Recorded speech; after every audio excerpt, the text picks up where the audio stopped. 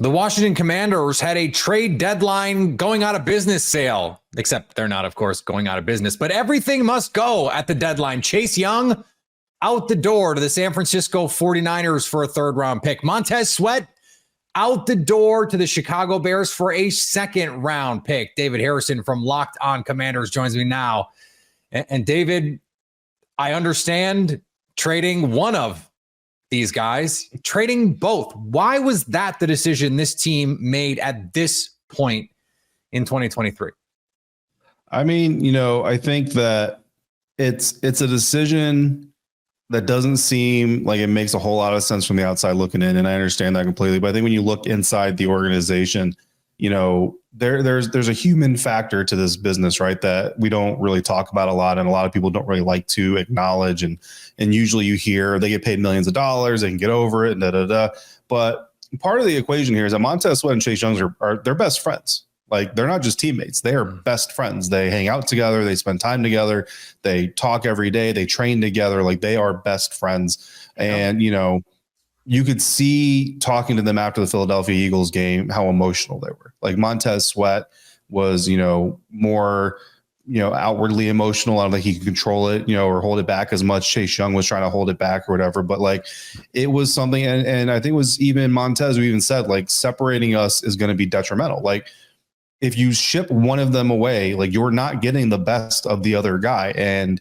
he's not going to want to come to work to the same place, pull into the same parking lot, go back to the same house or apartment or whatever. And you know what I mean? Like, it's all connected. It's all interconnected, outside of the fact that Montez has been in the league a little bit longer. Like, they've spent their entire NFL careers together, practiced together, worked out in the same gym together. So it really was a situation where that combined with they've both hit their ceilings with this franchise. And it really was a situation. It reminds me of Gerald McCoy with the Tampa Bay Buccaneers, where it was just better for both parties. And in this case, three-way parties, whatever, to go their separate ways to continue to grow, because the defense has plateaued with them. Each player has plateaued with this team and with these coaches. So you're either going to move the entire coaching staff out to try to spark new growth with half a season left before you got to re-sign both guys, or you're just going to cut bait with at least half of the equation, maybe the entire equation at the end of the season. So that's really what it boils down to. This isn't that the team thinks neither of these guys has talent. They clearly think they have talent. It's just this situation was no longer fruitful for all parties involved.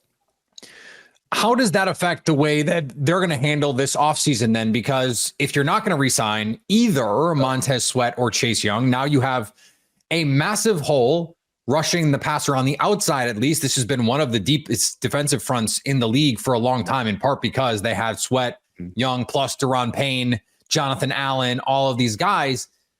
So Sam Howell, they have questions at quarterback. Now they add all this draft capital. These all seem tied together. Yeah. The offseason is an interesting topic because a lot of people are trying to just really piece this whole thing together right now. And I don't think you can. I don't think it's possible to really piece it together, because I don't know that Ron Rivera and his staff's future is sealed. Like, I don't think their fate is set in stone just yet. I think that we're getting close. Like, it's cast in plaster maybe, right? But it's not set in stone quite yet. And that's a factor of this, because the biggest question, it's written in really dark pencil. Yeah, there you go. Right. Like, obviously you have some presumed holes in the pass rush now, but the biggest question isn't really with the pass rush, right? It's with the quarterback. And what is the future of Sam Howell going to be? Because if the future of Sam Howell is not the starter of this team, then you could presumably assume that they're going to want to package some of these picks, move up to try to get one of these quarterbacks, because right now they're projected to pick around 12, 13, which is not going to get the job done unless you're looking for like a Will Levis, right? But you can't answer that question because you don't know who the staff is going to be at the time. Because I tell you right now that if things continue as they are right now and it's this staff, Sam Howell will be the starting quarterback next year. So now you have a lot of resources to pour into other areas. And I don't expect the first round pick to be a defensive end. I would expect the first round pick to probably be an offensive lineman if, depending on how the board falls. But if it's a new staff and they don't want Sam Howell, or that's not the style of quarterback they want, then obviously you could presumably see that. I think with the defensive ends, though, I think it's really important to remember to learn from the outside looking in that Casey Toohill and James Smith-Williams are very serviceable defensive ends. They've been the backups here for Montez Sweat and Chase Young. But when Chase Young was out with that knee injury, James Smith-Williams came in and filled in very admirably. Like, he wasn't a weak spot on this defense. And when Montez Sweat missed some time in 2020 and then, in some rotational spots since then, Casey Toohill has done very well. Casey Toohill is third on this team in sacks. He's got 4 sacks. He's played 20% of the defensive snaps. Now, part of that, right, is unscouted. He's not a scouted guy. Like, let's be honest. The Philadelphia Eagles offensive line is not worried about Casey Toohill. So when he steps on the field, he might do some things they're not used to. But the other part of it, Peter, is they do what they're asked to do within Jack Del Rio's scheme. And this is not a public secret. Jack Del Rio and Ron Rivera have fallen short of saying names.